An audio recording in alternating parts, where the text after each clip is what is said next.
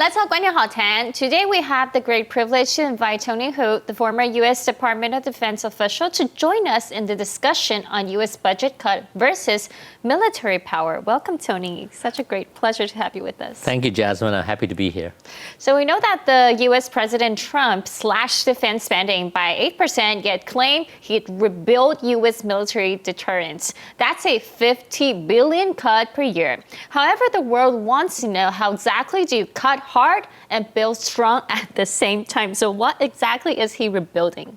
Well, he's trying to cut a lot of duplications, and he also canceled a lot of the consulting firms' contracts to save money. And what he wants to spend on, and you heard this, the Golden Dome missile defense system. And he's also becoming more aware of the threat to our national security from China, and he wants to build a military that can for sure defeat China in case it ever happens. So that's what he wants to cut, and that's what he wants to spend. Okay, so he wants to cut the budget and then build his big and beautiful Golden Dome. Yes. And is that even realistic? If you cut so much budget, can you still maintain that high level of security and military? It's hard, and nobody's seen the actual plan. It's still an idea, you know. Now, just like many of the other things that he talked about, a lot of times the idea is there, but implementation is tough because you're not going to be able to save that much money to do the things that he wants to do. We can see the internal conflicts, including all the disarray. Okay, so there's classified leaks, there's group chats spilling military plans, and top officials getting fired. So with all this level of internal chaos, how can U.S. still convince the world that it's battle ready when it's coming?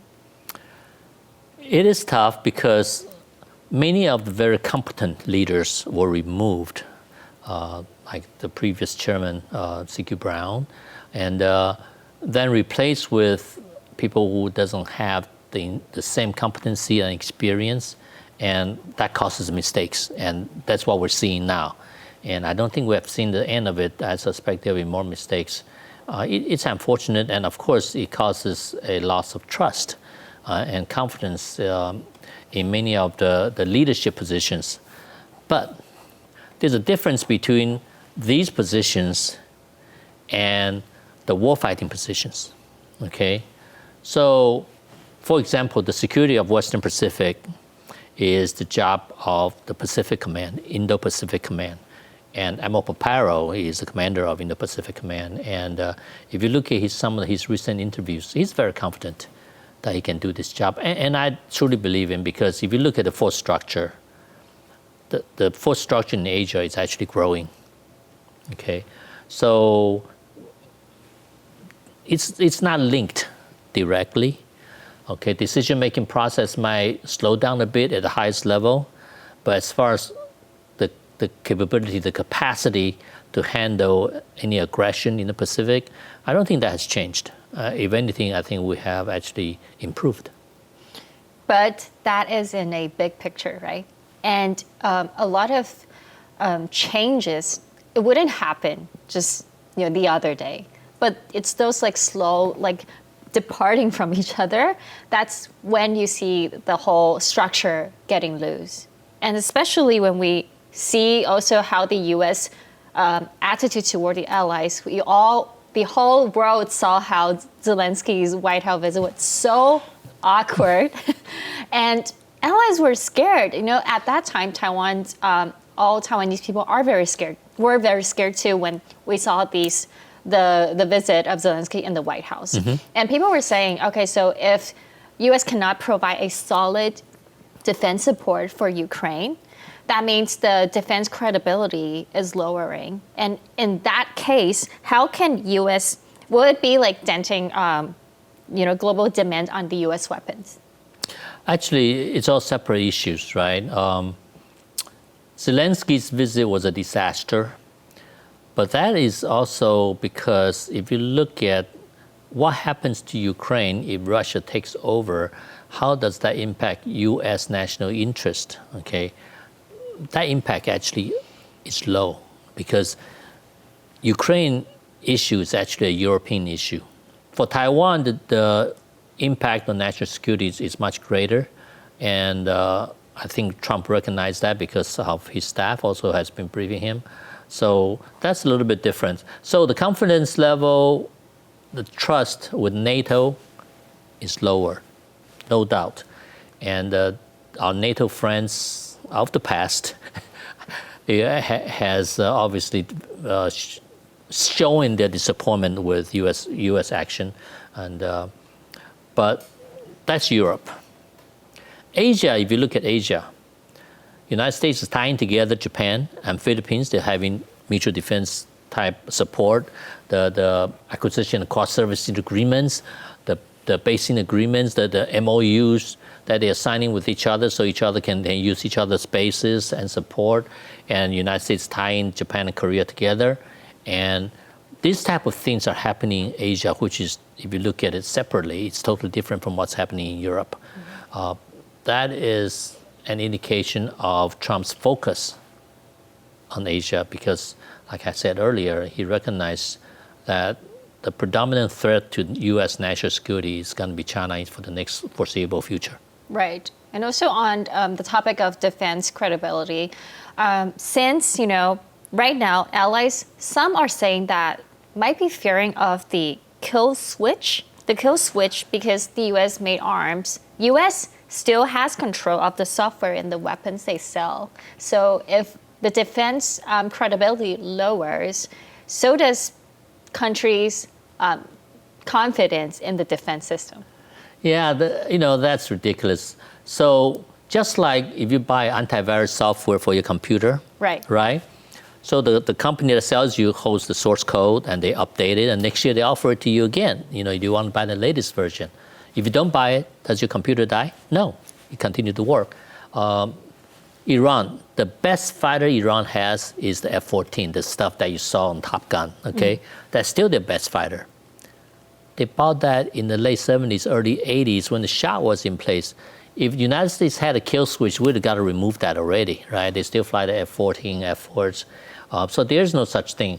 But there is software updates to make sure the people who buy U.S. system gets the latest in threat, in ability. When the enemy improves, you want to improve your system. But if you don't improve, that's okay. Taiwan's Hawk missiles were just recently retired. Retired about 2 years ago. But Taiwan Hawk system has not been updated for 20 years. But every year during Hangguan exercise, it still fires. So, and there's no such thing as a kill switch.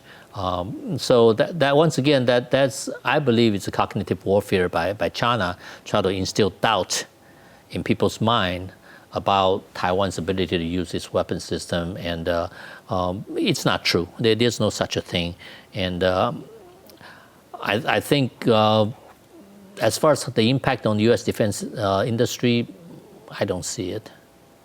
I see, but also speaking of the military. Cutting down the military defense, Trump is considering giving up NATO command. And so if he actually gives up the NATO command, does it also signal that the U.S. is also giving up the leadership position in the world on military? Well, in Trump's America First strategy, there is an element of isolationism, okay? During his first term, he had threatened to pull out of NATO. And only through his national security advisor and also the Secretary of State, Pompeo at the time, that they stopped him from pulling out of NATO. He thought NATO countries were taking advantage of the United States. What he doesn't realize is U.S. national security after World War II has always been forward presence. We don't wait for the enemy to attack our homeland. We want to stop the war at our enemy's house. In order to do that, we need friends to allow us to forward position our troops so that we can fight in our enemy's home and not in our home. So I think that concept was lost with President Trump because our presence in Europe, in Japan, in Korea, the main purpose is for the defense of the homeland so that we can stop the enemy at their house and not at our house. So but he thinks that all our ally friends are taking advantage of the United States, including Japan and Korea, when the fact is we're glad to have friends that allow our troops to be forward present to protect the homeland. So what he's doing now, obviously, in my personal view, it's not good for U.S. long-term national security. And he thinks NATO is a place where the United States spends too much money, which in fact it's not. National security is not a money-making business. And I think he's thinking it that way. We should charge more from our friends so that we can make some money. And I think that's a mistake, because national security is what American people demand. We pay taxes. We want to be safe. Pay that money so that we can be safe. It's a situation I'm not sure during his presidency it's going to change. So that isolationism idea, since that's so deeply ingrained, that America first, I'm not sure in the long term it's a good long-term strategy. Especially when we see how the U.S. Indo-Pacific Command has been pointing out that the China is actually outbuilding the U.S. Navy. And to us in Taiwan, it's a very warning signal. If there is a war, are we ready to fight this gap? Because it's just impossible to, when the gap is, getting larger. Yes, well, the growth of the People's Liberation Army, Air Force, Navy, it's a fact. China got more money. They're building more ships, more planes, more missiles, more everything. More is more. But does that equate to combat capability? Maybe not. Because you need the hardware, and you need the people, and you need the training, you need the experience, the knowledge. I mean, I'm not proud to say this, but United States military are battle trained. We're battle toughened, and we're passing this knowledge to our allies and friends. We conduct over 40 exercises a year in the Pacific with Japan, Korea, Philippines, and other countries, and we're passing that knowledge to Taiwan. We have training teams, even now as we speak. We have hundreds of U.S. military personnel in Taiwan providing this type of training, passing on our knowledge. So hardware is one thing, but the ability to execute warfare is different. So the overall result actually is the way how you can fight. It's not how many plane or ship or different things that you have. So I think, and Admiral Paparo have said this again and again, that he's confident he can do his job, which is maintaining peace and stability in the Western Pacific. And if China attacks, he will turn the Taiwan Strait into hellscape. Okay, because Taiwan Strait, if you think about that, you have nowhere to hide. Yes. It's not like in Ukraine, you got trees, mountains, rivers, you can hide and take cover. China wants to come over. Their airplane, their ships are in wide open space, and it's a kill zone. It's a kill zone. And Taiwan's defense scenario ought to be, let them come, and we will take care of you over Taiwan Strait. Taiwan Strait will be a graveyard for the PLA.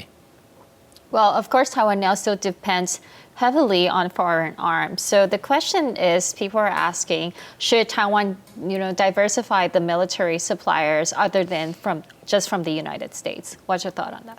I think Taiwan should, if it can, but it's not so simple. Obviously, right now, due to political reason, China is pressuring all these countries whenever they thought about helping Taiwan, especially on the defense area, and many of the country backs down. And so in the near term anyways, it's going to be hard for Taiwan to diversify.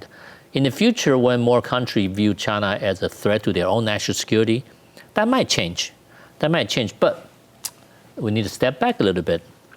When you do that, when you diversify, you have to walk into it with your eyes wide open, because if you do end up buying another country's weapon system, you need to buy the entire support infrastructure.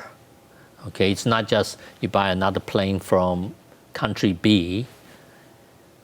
You need to buy parts and the logistic computer linkage. need to have It has the to stock. come with the whole package. It comes the whole package, Yeah. the stock level and how long does the stuff last. These are the type of support philosophy Taiwan is used to with America. With the United States, we have the same logistics system. Right now, a supply guy in Taiwan's army base need to order a part for the M1 tank. It's it's linked with the United States. Here, I need it, and they immediately see, okay, when is delivery and how the money is gonna handle it. So it's already structured. It's already structured in place, and it's pretty efficient. So when you find a new supply source, all this need to be reestablished. It's doable, obviously.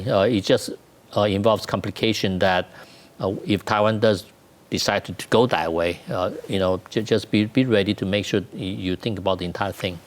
But it also might be more confusing because some countries are adapting that and it confused their own system. That is absolutely true, and it'd be worse if they use a different language. Oh my God, that would be disaster. Well, thank you, Tony, so much for joining us today and sharing with us your expertise. My pleasure. Thank you, Jasmine.